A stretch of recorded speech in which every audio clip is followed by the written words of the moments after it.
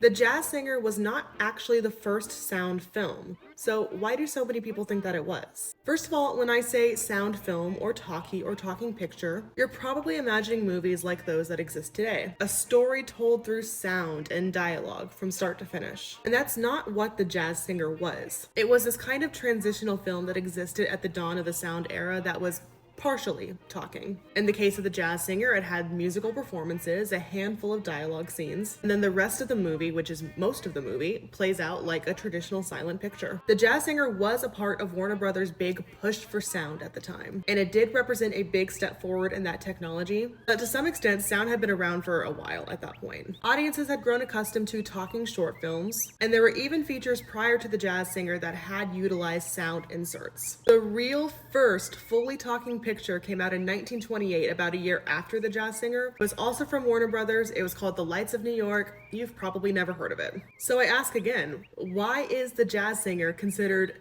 the first talkie? In true Hollywood fashion, the answer seems to be that it just makes for a better story. First of all, The Jazz Singer was a massive commercial hit that would be well remembered by audiences for decades to come. It starred Jolson, who was one of the biggest stage stars of that era, and his presence made the film all the more memorable. It also has that iconic first line of dialogue. Wait a minute, you ain't heard nothing yet.